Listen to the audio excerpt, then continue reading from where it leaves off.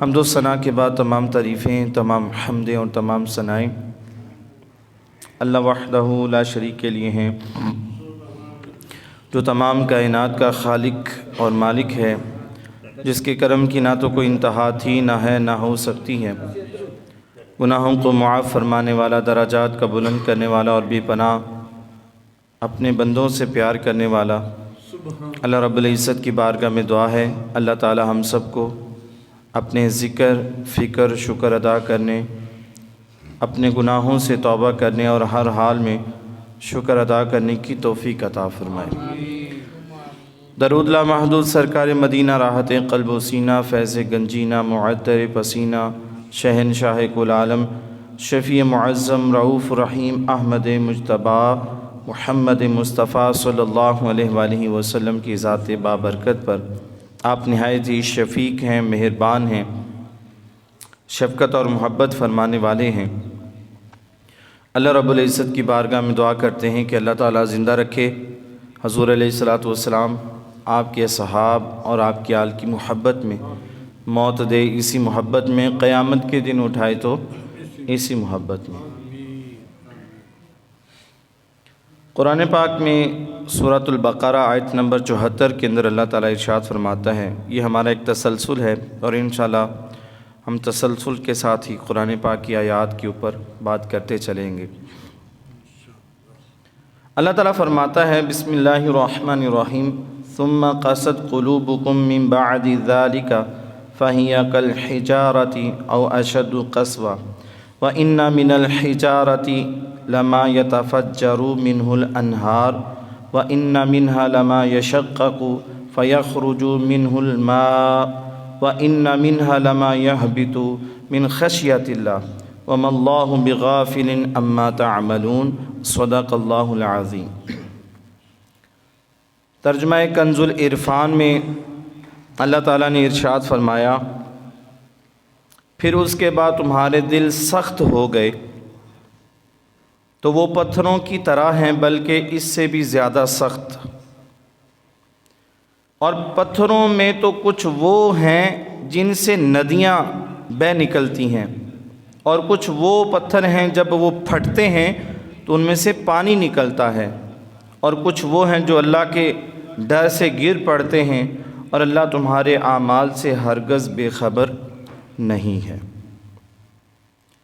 یہ جو میں نے آپ کے سامنے سورۃ البقرہ کی آیہ مقدسہ تلاوت کرنے کا شرف حاصل کیا، سورۃ البقرہ کی آیت نمبر 49 سے لے کر اب تک ہم نے پیچھے جتنی بھی آیات کا ترجمہ اور تفسیر پڑھی، اس میں بنی اسرائیل کی نافرمانیوں کا ذکر کیا، اللہ تعالیٰ کے انعامات بھی ان پر ہوئے، آگے سے انہوں نے سرکشی کی، نافرمانی کی، تو اللہ تعالیٰ نے ان کو عبرت کا نشان بھی بنایا اور ان کا جو سارا احوال ہے وہ ہمارے سامنے رکھا تاکہ ہم اس سے عبرت حاصل کر سکیں۔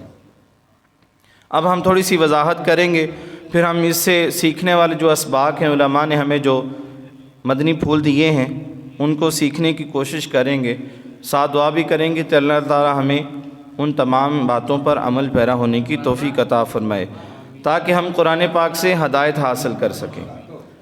اللہ تعالیٰ فرماتا ہے، ثم قست قلوبکم من بعد ذلک، پھر اس کے بعد تمہارے دل سخت ہو گئے،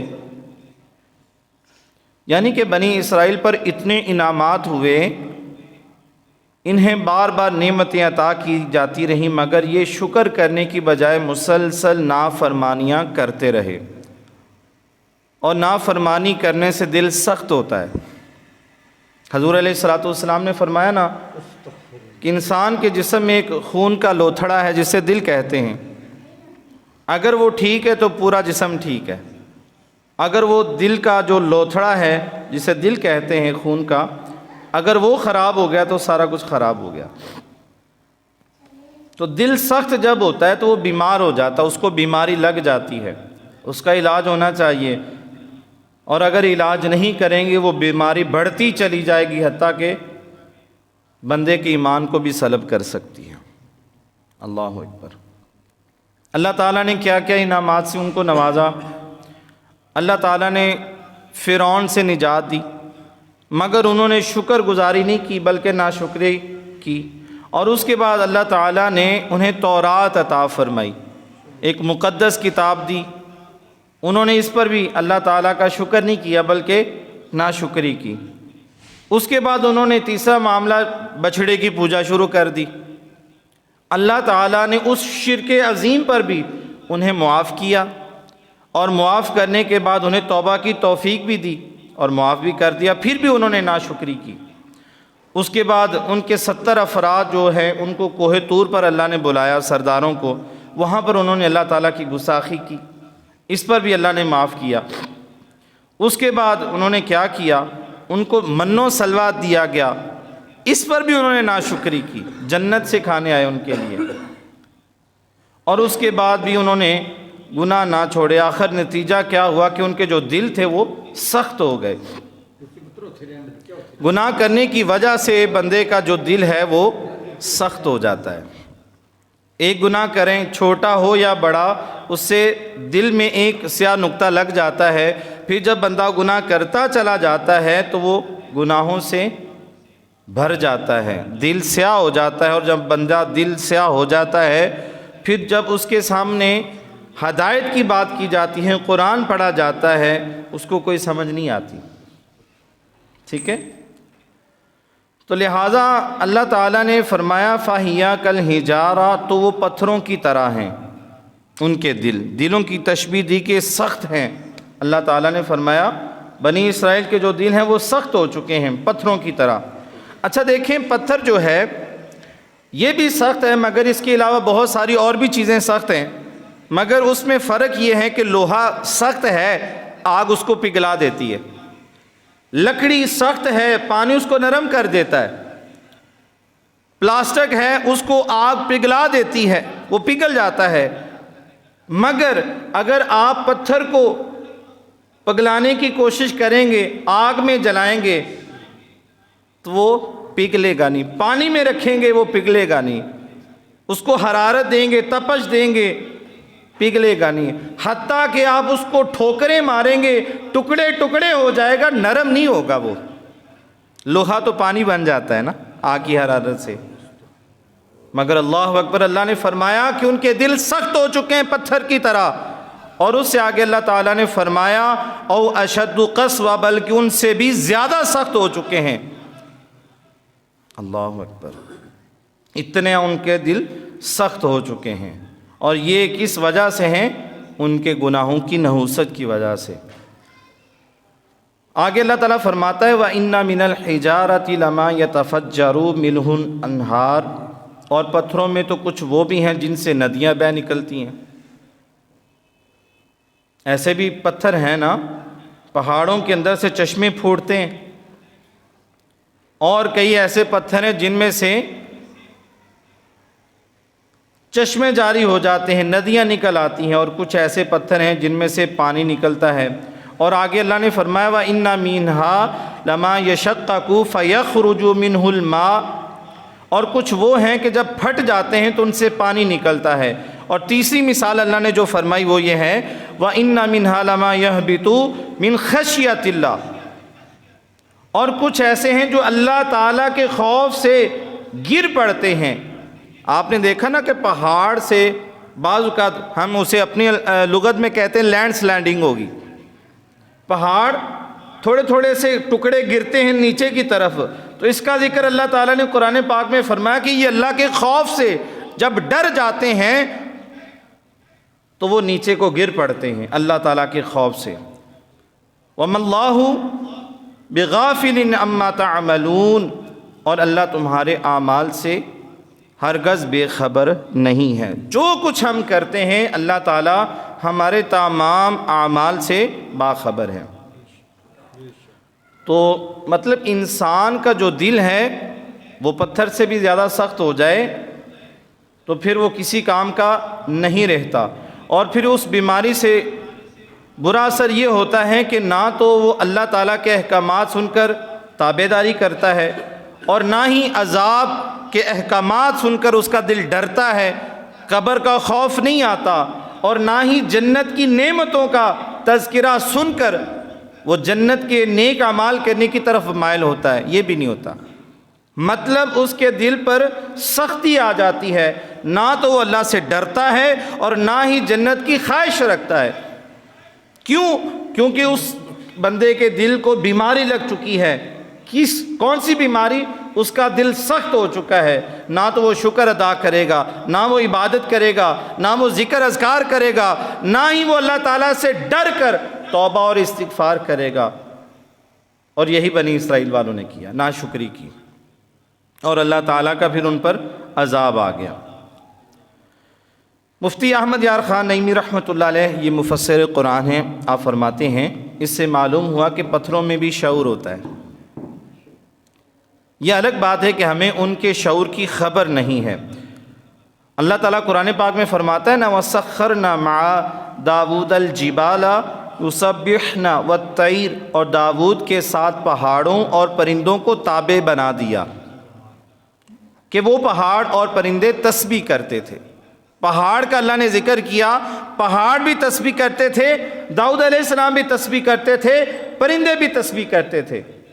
مگر اے انسان، تو پہاڑوں سے بھی بدتر ہو چکا ہے، تو پرندوں سے بھی بدتر ہو چکا ہے، تو اپنے رب کی یاد سے غافل ہو چکا ہے۔ اس نے اتنی نعمتوں سے نوازا، اتنی نعمتوں سے نوازا، بجائے کہ تیرا حق بنتا تھا تو شکر گزار بندہ بنتا، تو اس کی اطاعت میں گزارتا، اس کے احکامات کی اتباع کرتا، مگر افسوس کہ تو نے نافرمانی کی اور اللہ تعالیٰ کی رحمت سے منہ موڑ لیا۔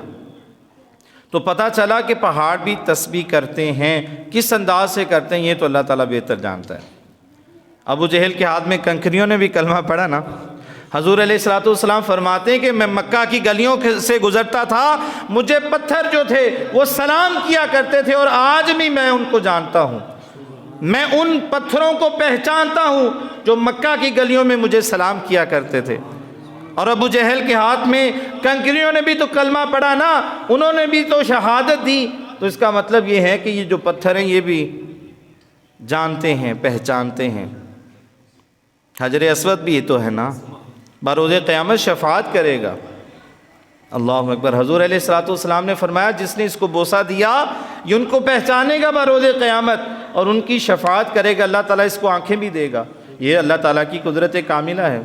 اور قربان جائیے احد پہاڑ کی طرف اگر آتے ہیں تو حضور علیہ الصلوۃ والسلام نے فرمایا یہ عاشق رسول پہاڑ ہے، خوش قسمت پہاڑ ہے کہ جس کے بارے میں حضور علیہ الصلوۃ والسلام نے فرمایا یہ ہم سے محبت کرتا ہے۔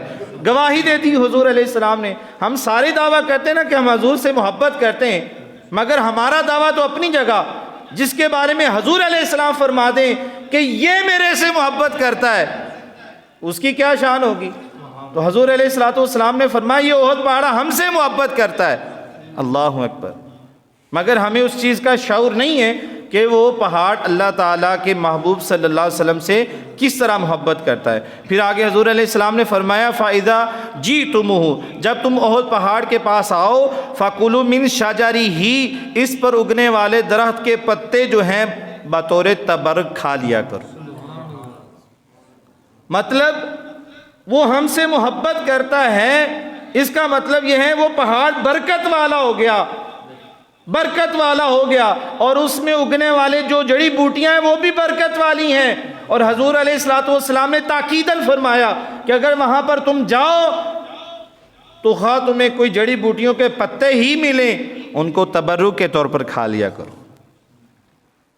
اللہ اکبر۔ تو اس کا مطلب یہ ہے کہ جو نیک چیزیں ہوتی ہیں اس میں شفا ہوتی ہے، برکت ہوتی ہے، ان کے پاس جانے سے بھی فائدہ حاصل ہوتا ہے۔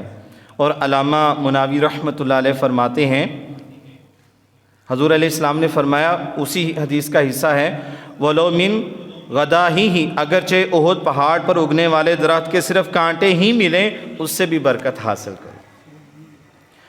تو مفتی علامہ صاحب فرماتے ہیں کہ کانٹے چبانے کی چیز نہیں ہے، انہیں چبانے کے لیے مشقت اٹھانی پڑے گی۔ فرمان مصطفیٰ صلی اللہ علیہ وسلم کا مطلب یہ ہے کہ احد پہاڑ جو بابرکت ہے، اس سے نسبت رکھنے والے درختوں سے اگر آسانی سے برکت نہ حاصل کی جا سکے تو اپنے آپ کو مشقت میں ڈال کر بھی اس سے برکت حاصل کرنی چاہیے۔ اللہ اکبر۔ اور جو پہاڑ ہیں یہ اللہ تعالیٰ کے خوف سے روتے ہیں، اور ان کے رونے سے ندیاں جاری ہو جاتی ہیں، چشمے جاری ہو جاتے ہیں۔ اللہ اکبر۔ امام ابو القاسم کشیری رحمۃ اللہ علیہ نے ایک واقعہ لکھا، ایک اللہ کے نبی جا رہے تھے رستے میں، تو انہوں نے ایک پتھر کو دیکھا، چھوٹا سا پتھر تھا، اس میں سے تھوڑا تھوڑا سا پانی نکل رہا تھا۔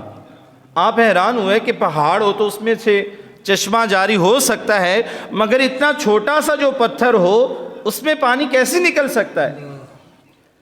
ابھی وہ اس عجیب معاملے کے بارے میں سوچ ہی رہے تھے، اللہ تعالیٰ نے اس پتھر کو بولنے کی طاقت دی۔ اس پتھر نے آگے سے عرض کی، اللہ کے نبی آپ میرے بارے میں غور و فکر کر رہے ہیں تو یہ جان لیجئے کہ میرے اندر سے جو پانی ہے یہ پانی نہیں ہے بلکہ یہ میرے آنسو ہیں، اور میں روتا ہوں، اس وجہ سے روتا ہوں کہ جب سے میں نے سنا ہے کہ جہنم کا جو ایندھن ہے وہ انسان اور پتھر بنیں گے، اس وقت سے میں رو رہا ہوں، خوف خدا سے رو رہا ہوں، ڈرا ہوا ہوں کہ میں بھی جہنم میں جاؤں گا، کیا میں بھی جہنم میں جاؤں گا؟ تو اللہ کے نبی جو تھے نا اس وقت کے، ان کو اس پر بڑا ترس آیا، انہوں نے اللہ کی بارگاہ میں ہاتھ اٹھائے، مالک و مولا یہ جو پتھر ہے تیرے غم میں رو رہا ہے، اس کو جہنم میں نہ لے کے جانا۔ فوری طور پر اللہ تعالیٰ کی طرف سے پیغام آیا، وحی آئی، جبرائیل علیہ السلام حاضر ہوتے ہیں اور فرماتے ہیں اللہ کے نبی اللہ نے آپ کی دعا کو قبول فرما لیا، یہ جو پتھر ہے یہ جہنم میں نہیں جائے گا۔ آپ نے اس کو خوشخبری سنائی، اے پتھر تجھے مبارک ہو، اللہ تعالیٰ نے سرٹیفکیٹ دے دیا، تو جہنم میں نہیں جائے گا، اب نہ رونا۔ لہٰذا اللہ کے نبی وہاں سے چلے گئے۔ امام کشیری رحمۃ اللہ علیہ فرماتے ہیں کہ کچھ وقت کے بعد میں واپس پلٹا، اسی رستے سے جب میں گزرا تو اس پتھر پر جب میری دوبارہ نظر پڑی وہ پھر رو رہا تھا، تو پھر میں نے اس پتھر سے مخاطب ہو کر کہا کہ اے پتھر اب تو کیوں روتا ہے؟ تو اس نے کہا اب میں خوشی کے آنسو رو رہا ہوں، اللہ تعالیٰ کا شکر ادا کر رہا ہوں کہ اللہ تعالیٰ نے مجھ پر کرم کر دیا۔ ہم سے تو وہ پتھر ہی اچھے ہیں کہ وہ اللہ کے خوف سے روتے بھی ہیں، اگر اللہ تعالیٰ ان پر انعام کرتا ہے تو وہ شکر گزار بندے بنتے ہیں، جس طرح شکر گزار انسان ہوتا ہے اس طرح کا وہ عمل کرتے ہیں، اس حال میں بھی وہ رو سکتے ہیں۔ اللہ اکبر۔ تو معنی یہ ہوا کہ رونا یہ بڑی بات ہے، پتھر بھی روتے ہیں، پتھر بھی روتے ہیں، یہ جو چشمے جاری ہوتے ہیں ان سے پانی نکلتا ہے وہ بھی روتے ہیں، حالانکہ وہ پتھر ہیں، مگر انسان کا دل اتنا سخت ہو جاتا ہے جب وہ گناہ کر کر کے سخت اس کا دل ہو جاتا ہے تو پھر وہ روتا نہیں ہے، خوف خدا اس کے قریب بھی نہیں آتا۔ جہنم کا ذکر ہو، قبر کا ذکر ہو، کوئی جنازہ اس کے سامنے، کوئی ایکسیڈنٹ اس کے سامنے ہو جائے، اس کی آنکھوں میں آنسو نہیں آتے کیونکہ اس کا دل سخت ہو جاتا ہے، اس کا دل اس وقت بیمار ہوتا ہے۔ تو یہ بیماری ہے دل کا سخت ہو جانا۔ حضور علیہ الصلوۃ والسلام کا فرمان ہے، فرمایا جس مومن کی آنکھ سے خوف خدا کی وجہ سے آنسو نکلتے ہیں، اگرچہ مکھی کا جو سر ہے اتنی مقدار میں بھی کسی مسلمان مومن کا آنکھ سے آنسو نکل آیا تو فرمایا جہنم کی آگ اس پر حرام کر دی جاتی ہے۔ تو رونا چاہیے ہمیں بھی، اور رونا تبھی آتا ہے جب بندہ اللہ تعالیٰ سے ڈرے گا، اور رونا اسی وقت آئے گا جب ہمارا دل اللہ تعالیٰ کے خوف سے نرم ہوگا۔ اور نرم کب ہوگا؟ نرم تب ہوگا، حضور علیہ الصلوۃ والسلام نے فرمایا اس کا علاج کیا ہے؟ اس کا علاج ہے اللہ کا ذکر، قرآن پاک پڑھنے سے، قرآن پاک کی تلاوت کرنے سے دل نرم ہوتا ہے۔ حضرت عائشہ صدیقہ رضی اللہ تعالیٰ عنہ، آپ کے پاس ایک عورت آئی اور اس نے شکوہ کیا کہ ام المؤمنین اما عائشہ صدیقہ رضی اللہ تعالیٰ عنہ، میرا دل بڑا سخت ہو چکا ہے، کوئی خوف والی، کوئی عذاب والی بات سنتی ہوں تو ڈر نہیں لگتا۔ تو آپ نے فرمایا کہ اپنی موت کو یاد کیا کرو کثرت سے۔ چند دنوں بعد وہ عورت دوبارہ آپ کی بارگاہ میں حاضر ہوئی اور آپ کا شکریہ ادا کیا۔ اس نے کہا کہ جب سے میں نے اپنی قبر کے بارے میں، اپنی موت کے بارے میں سوچنا شروع کیا تو مجھے اللہ تعالیٰ سے ڈر لگنا شروع ہو گیا۔ اللہ اکبر۔ اللہ کا ذکر کرنے سے اور اپنی موت کے بارے میں سوچنے سے کہ میں نے مرنا ہے، قبر میں جانا ہے، حساب و کتاب کا معاملہ ہے، حشر کا میدان ہوگا، اللہ کی بارگاہ میں کھڑا کیا جاؤں گا، اعمال تولے جائیں گے، 50,000 سال کا دن ہوگا، کیا بنے گا؟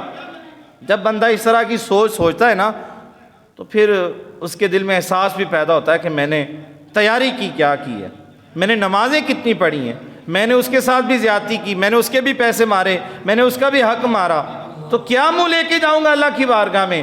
جب اس طرح کی سوچیں بندہ سوچتا ہے تو وہ ڈرتا ہے، پھر وہ کہتا ہے ان سے معافی بھی مانگ لیتا ہے، پھر وہ گناہ بھی چھوڑ دیتا ہے، پھر اللہ تعالیٰ اس کو ہدایت بھی عطا کر دیتا ہے۔ تو دل کی جو سختی ہے وہ کس سے ختم ہوتی ہے؟ اللہ کا ذکر کرنے سے۔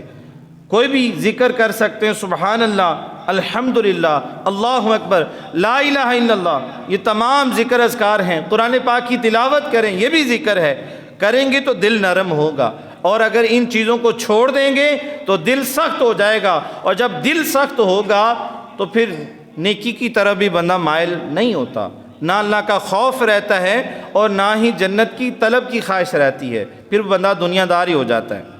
اللہ اکبر۔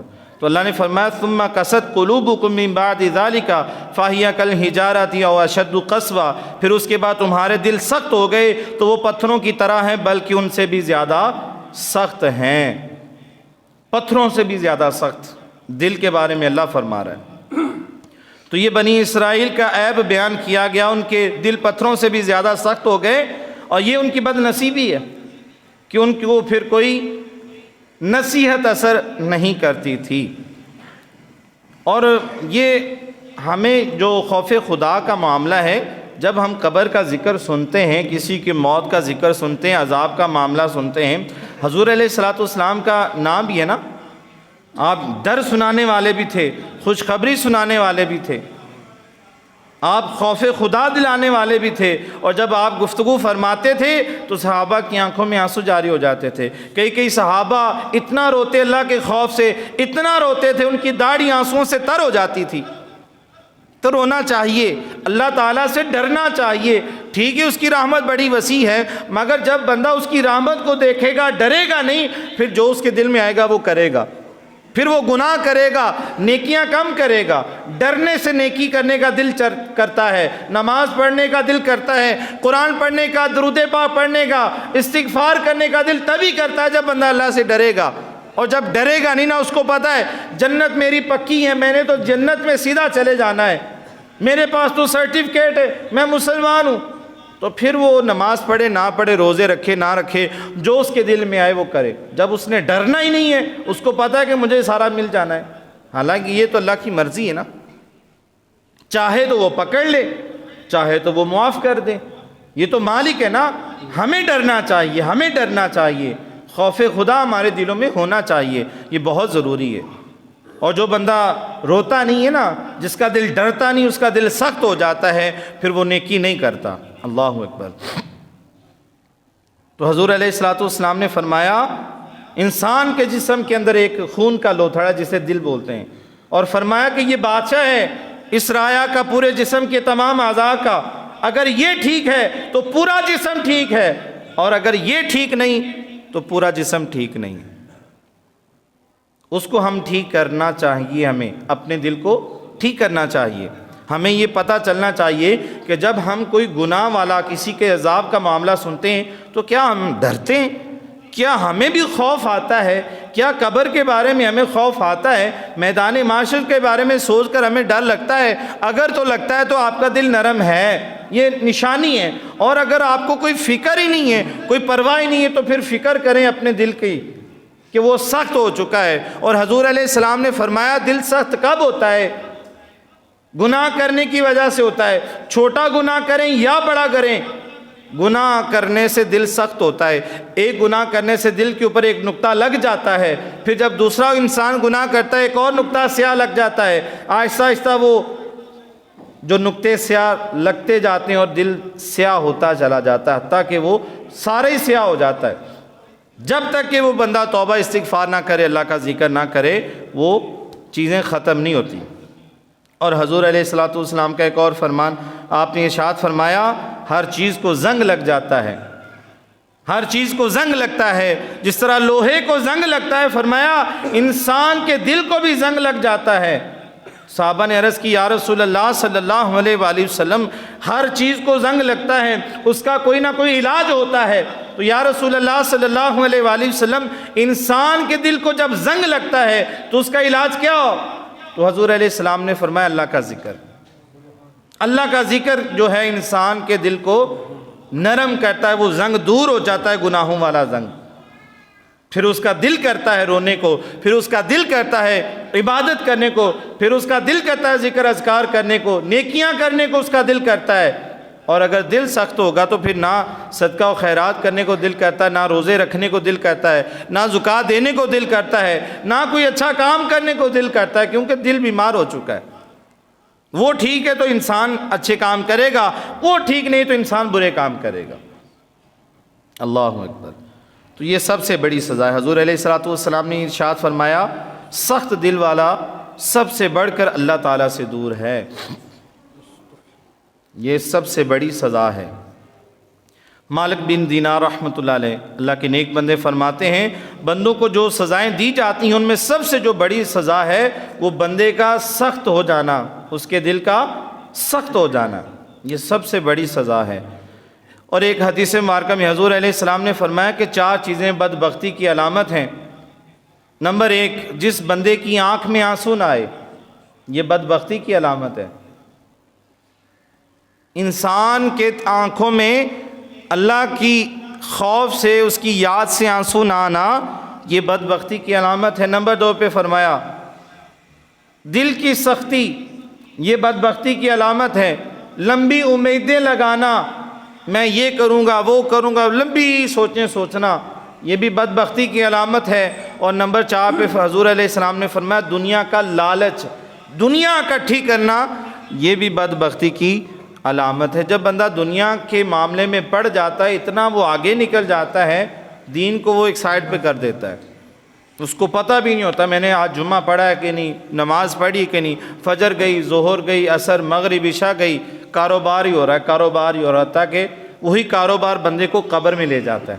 اس کو وقت ہی نہیں ملتا کہ وہ نماز پڑھ لے، اللہ تعالیٰ سے معافی مانگ لے، وہ اپنی قبر کی تیاری کر لے، اس کو پتہ ہی نہیں چلتا۔ یہ دنیا ہے ہی ایسی، بندے کو اپنے ساتھ ایسا مگن کر لیتی ہے کہ اس کو ہوش و حواس نہیں رہتے کہ میں نے کیا کرنا ہے اور کیا نہیں کرنا۔ اللہ اکبر۔ حضور علیہ الصلوۃ والسلام نے فرمایا کہ زیادہ دل کو سخت کرنے والی چیزیں کون سی ہیں؟ فرمایا کہ زیادہ بیہودہ باتیں کرنا، فضول باتیں کرنا، یہ بندے کے دل کو سخت کرتی ہیں۔ نمبر 2 پہ فرمایا کہ زیادہ ہنسنے سے بندے کا جو دل ہے وہ سخت ہو جاتا ہے۔ فرمایا کہ جب بھی بولو اچھا بولو، کم بولو، زیادہ بولنے سے بندے کا، فضول بولنے سے دل سخت ہوتا ہے۔ بہت زیادہ ہنسنے سے، کہہ لگا کے ہنسنے سے انسان کا دل سخت ہوتا ہے۔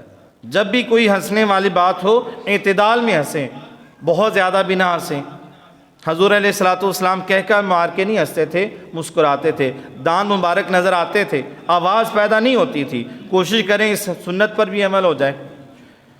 اور حضور علیہ الصلوۃ والسلام نے فرمایا تیسرے نمبر پہ دل کو سخت کرنے والی چیز جو ہے وہ حلال اور حرام میں تمیز نہ کرنا، حرام کھانا کھانا، یہ بھی بندے کے دل کو سخت کر دیتا ہے۔ اور چوتھے نمبر پہ فرمایا کہ گناہ کرنا، بندہ چھوٹے سے گناہ کو بھی معمولی سمجھے، یہ کون سا گناہ ہے، وہ بھی کرتا ہے، اس سے بھی دل کو اثر پڑتا ہے، نقصان ہوتا ہے انسان کے دل کو۔ فرمایا اللہ تعالیٰ نے بل رأنا علی قلوبہم ما کانوا یکسبون، بلکہ ان کے کمائے ہوئے اعمال نے ان کے دلوں پر زنگ چڑھا دیا ہے۔ ہمارے کمائے ہوئے اعمال ہیں جن کی وجہ سے ہمارا دل سخت ہوتا ہے، زیادہ ہنسنے سے، حرام کھانے سے، گناہ کرنے سے، فضول باتیں کرنے سے۔ یہ 4 چیزوں کے بارے میں حضور علیہ السلام نے فرمایا، اور قرآن بھی کہتی ہے کہ تمہارے اعمال ہیں جن کی وجہ سے تمہارے دل پر گناہوں کا زنگ لگ جاتا ہے۔ پھر جب زنگ لگ جاتا ہے تو وہی بات آ گئی، پھر بندے کو ہدایت نہیں ملتی، سخت ہو جاتا ہے، وہ نیکی کی طرف راغب نہیں ہوتا، توبہ کی طرف راغب نہیں ہوتا، بلکہ برائی کی طرف ہی جاتا ہے وہ۔ تو انسان نے نیک بننا ہے تو اس کے لیے پہلا یہ کام ہے کہ وہ اپنے دل کا علاج کرے۔ جس طرح ہم بیمار ہوتے ہیں تو ہم ڈاکٹر کے پاس جاتے ہیں کسی طبیب کے پاس جاتے ہیں، یہ بیماری ہے، اگر اس کا علاج نہ کر رہے ہیں تو وہ بڑھتی چلی جاتی ہے، حتیٰ کہ بندے کی موت واقع ہو جاتی ہے۔ اسی طرح دل کو بھی بیماری لگ جاتی ہے گناہوں کی، اور اگر اس کو روکیں یہ نہیں گناہوں کو، یہ بڑھتی چلی جائے گی۔ ایک بندہ ایک قتل کرتا ہے، پھر وہ قتل کرتا ہی چلا جاتا ہے، اس کی حیا ختم ہو جاتی ہے۔ کوئی زنا کرتا ہے، ایک دفعہ بدفعلی کرتا ہے، پھر اس کو لت پڑ جاتی ہے، شراب پیتا ہے ایک دفعہ پیتا ہے، کوئی نشہ کرتا ہے ایک دفعہ کرتا ہے، پھر اس کا سلسلہ چل نکلتا ہے۔ اللہ تعالیٰ کرم ہو جائے، توبہ کر لے، کوئی ایسا معاملہ بن جائے کہ وہ راغب ہو جائے واپسی کی طرف، کوئی سد باب بن سکتا ہے۔ اور اگر وہ اپنا حل نہیں کرے گا، پیچھے مڑ کے نہیں دیکھے گا کہ میں کدھر جا رہا ہوں، غلط رستہ ہے یا صحیح رستہ ہے، تو پھر وہ قبر تک جاتے ہوئے اس کو ہوش نہیں آئے گی کہ میں کر کیا رہا ہوں۔ تو یہ ضروری ہے۔ تو اللہ کا ذکر جو ہے یہ دلوں کے زنگ کو دور کرتا ہے، اور موت کی جو یاد ہے وہ بھی انسان کو دل کو نرم کرتی ہے اور انسان کو ہدایت کی طرف لے کے آتی ہے۔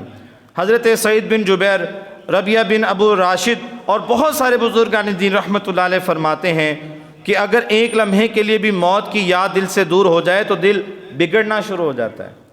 اللہ اکبر۔ موت کی یاد لمحہ بھر کے لیے دل سے ہٹ جائے تو دل بگڑ جاتا ہے۔ ہمیں موت کو یاد کرتے رہنا چاہیے۔ جنازوں میں شرکت کریں، وہاں پہ جب موت والا معاملہ ہوتا ہے، یعنی کہ میت سامنے پڑی ہوتی ہے، وہ آپ کا دوست ہوتا ہے، رشتہ دار ہوتا ہے، محلے دار ہوتا ہے، مگر وہ اب آپ سے جدا ہو چکا ہے، اب وہ قبر میں چلا جائے گا، آپ اس کو دفنا کے واپس پلٹ آئیں گے، تو اس کو دیکھ کر آپ سوچیں وہ ایک پیغام ہمیں دے رہا ہے، تو میں تو جا رہا ہوں، اب تمہارے پاس ابھی وقت ہے، میرا وقت ختم ہو گیا، اب میں کوئی نیکی نہیں کر سکتا، میں کوئی نفل، میں کوئی صدقہ و خیرات، میں کوئی نماز نہیں پڑھ سکتا، میں اللہ کا ذکر نہیں کر سکتا، قرآن کی تلاوت نہیں کر سکتا۔ اے انسانوں تمہارے پاس وقت ہے۔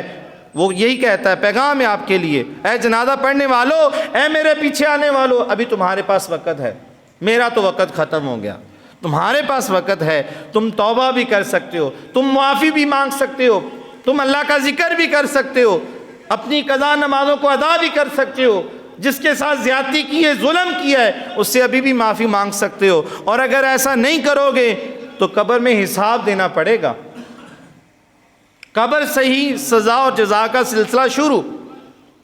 گناہ کیے ہیں تو قبر آپ کے لیے جہنم کا ایک گڑھا بن جائے گی، استغفر اللہ، اور اگر اچھے اعمال کیے ہیں، اللہ کو راضی کرنے والے کام کیے ہیں، تو وہی قبر میں جاتے ہوئے ہی جنت کا سلسلہ شروع ہو جائے گا، آپ کا مہربانیاں شروع ہو جائیں گی، کرم ہونا شروع ہو جائے گا، آپ کی قبر کشادہ ہو جائے گی، اور آپ کے سامنے سکون اور معاملات بہتر ہو جائیں گے، ٹھنڈی ہوا آنا شروع ہو جائے گی جنت کی طرف سے۔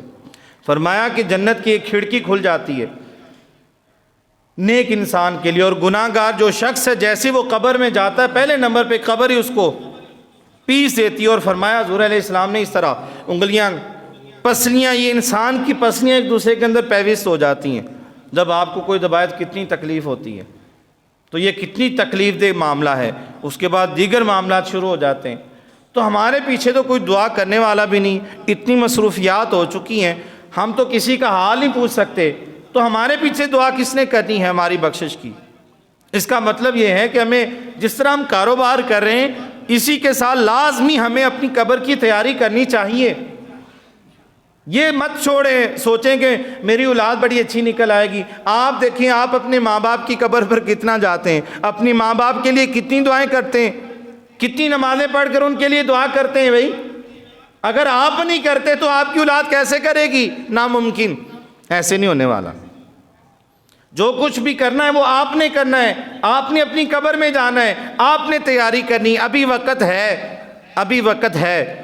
دل مائل نہیں ہوتا تو دل کو نرم کریں۔ نرم کرنے کا طریقہ کیا ہے؟ اللہ کا ذکر ہے، ذکر کریں، تسبیحات کریں، پہلا کلمہ پڑھیں، سبحان اللہ پڑھیں، الحمدللہ پڑھیں، استغفر اللہ کی تسبیح کریں، لا الہ الا اللہ پڑھ لیں، قرآن پاک پڑھ لیں، سورہ یاسین پڑھ لیں۔ ان کو کثرت سے کریں گے دل نرم ہونا شروع ہو جائے گا، پھر نماز کا دل پڑھنے کو بھی کرے گا۔ اللہ اکبر۔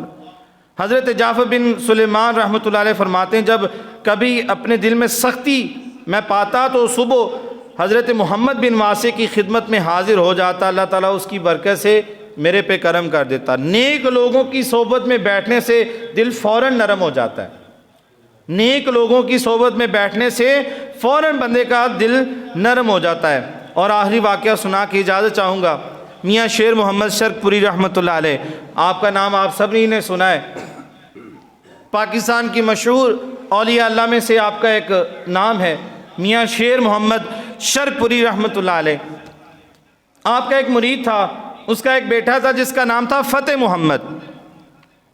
اس کا والد آپ کی بارگاہ میں حاضر ہوا، اس نے کہا کہ میاں صاحب میں نے اپنے بیٹے کو حافظ قرآن بڑے شوق سے بنایا ہے، اس نے حفظ مکمل کر لیا، نماز نہیں پڑھتا۔ وہ شکایت کی اپنے بچے کی میاں صاحب کی بارگاہ میں، میاں صاحب میرا بیٹا نماز نہیں پڑھتا، اس نے قرآن پاک سارا مکمل کیا، حفظ کیا، اور میں نے بڑے شوق سے کیا کہ میرا بچہ نیک بن جائے گا، مگر وہ تو نماز ہی نہیں پڑھتا۔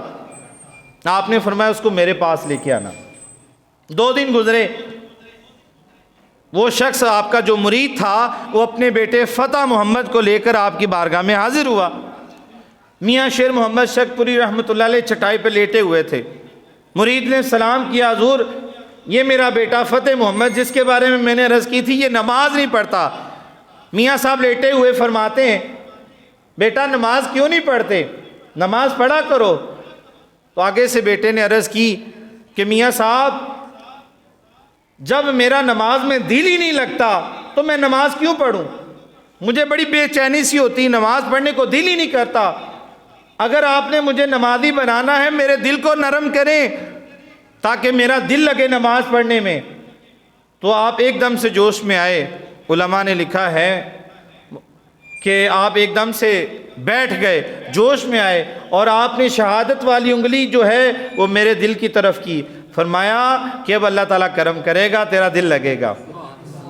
وہ مرید کہتا ہے کہ خدا کی قسم اس کے بعد جب میں اپنے بیٹے کو لے کے گیا تو وہ اتنی لمبی نمازیں پڑھنا شروع کر دیا، نمازی چلے جاتے تھے پھر بھی اس کی نماز ختم نہیں ہوتی تھی۔ دل ان کا ٹھیک ہو گیا، دل نرم ہو گیا، دل کے اندر کوئی میں کچیل ہوگی نا تو اللہ کے ولی نے ایک ہی نظر سے دل صاف کر دیا۔ ڈاکٹر انسان کے جسم کا علاج کرتے ہیں نا، آپریشن کرتے ہیں، اندر کوئی پتھری وغیرہ اور نکال دیتے ہیں، کوئی اور مسئلہ ہو وہ ٹھیک کر دیتے ہیں، مگر اللہ کے وہ جو ولی ہوتے ہیں وہ انسان کی جو اندرونی معاملات ہوتے ہیں ان کو ٹھیک کر دیتے ہیں۔ لہٰذا ہمیں اللہ تعالیٰ کے نیک بندوں کی صحبت میں بیٹھنا چاہیے، ان کے پاس بیٹھنا چاہیے، فوراً اللہ تعالیٰ ہمارے دلوں کو ٹھیک کر دیتا ہے۔ اس میں تو وقت لگے گا نا، ذکر کرنے سے دل آہستہ نرم ہوگا، اللہ کے ولی کی صحبت میں بیٹھنے سے فوراً دل نرم ہو جاتا ہے۔ تو لہٰذا اللہ کے ولیوں سے محبت کرنی چاہیے، اور اگر کوئی گستاخی کرتا ہے اللہ کے ولیوں کی فوراً اس کا دل سخت ہو جاتا ہے، فوراً دل سخت ہو جاتا ہے۔ اور حضور علیہ الصلوۃ والسلام نے فرمایا اللہ کے نیک بندوں کے ساتھ نفرت کرنا، بغض رکھنا یہ اللہ تعالیٰ سے اعلان جنگ ہے، اللہ کو یہ پسند نہیں ہے۔ اللہ کے نیک بندوں سے محبت کیا کریں، ان کی صحبت میں بیٹھا کریں، نیک اور صالحین جو بزرگ ہیں یہاں پہ نوازی ہیں ان کے پاس بیٹھا کریں، اپنے والدین کے پاس بیٹھا کریں، ان کے پاؤں دبائیں، ان سے دعائیں لیں، تو یہ چیزیں ہمیں بہت فائدہ دیں گی۔ یقین جانیے یہی چیزیں ہمیں بہت فائدہ دیں گی۔ یہ چیزیں ہم چھوڑتے چلے جا رہے ہیں، بزرگوں کو چھوڑ دیا، والدین کی خدمت کرنا ہم نے چھوڑ دی، اور اپنے دوستوں سے ہم سکون حاصل کرتے ہیں۔ ٹک ٹاک سے سکون ملتا ہے ہمیں، فیس بک سے اور یوٹیوب سے ہم سکون حاصل کرنے کی کوشش کرتے ہیں، مگر ان چیزوں میں سکون نہیں ہے۔ سکون اللہ کے ذکر میں، قرآن پڑھنے سے سکون ملتا ہے، ذکر اللہ کی محفلوں میں بیٹھنے سے سکون ملتا ہے، اللہ کے ولیوں کی صحبت میں بیٹھنے سے سکون ملتا ہے۔ اس گھر میں، یہ اللہ کا گھر ہے، مسجد ہے، اس میں بیٹھنے سے بھی سکون ملتا ہے۔ اللہ رب العزت کی بارگاہ میں دعا کرتے ہیں اللہ تعالیٰ عمل کی توفیق